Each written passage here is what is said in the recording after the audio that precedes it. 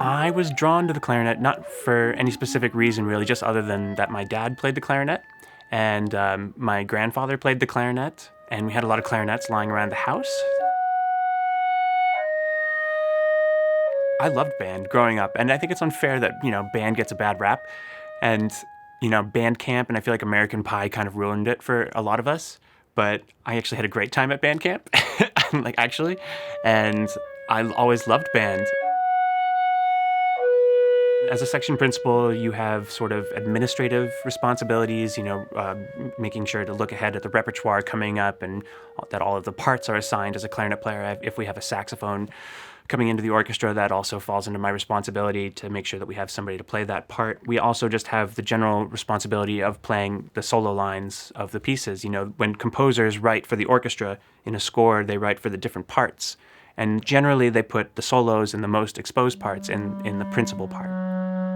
The art of playing in an orchestra is creative. I think that we are very creative in a lot of ways, but it's a different kind of creativity. We don't necessarily come up with new things, but we find ways to play very old things in just slightly different ways, and we try to add as much, of our personality into these solos as we can, while at the same time respecting the past and the composer's intentions.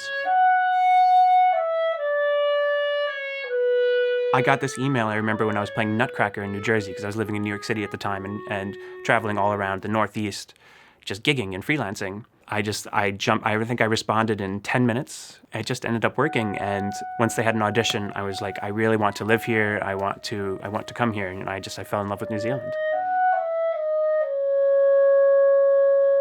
It's important to have other aspects to our life besides the music, and I find it really helpful to go for runs, to go to the gym, to try to keep myself a little bit more sane, or somewhat sane if possible. I like TV. I like to play video games. I really like Call of Duty. And I'm a big reader.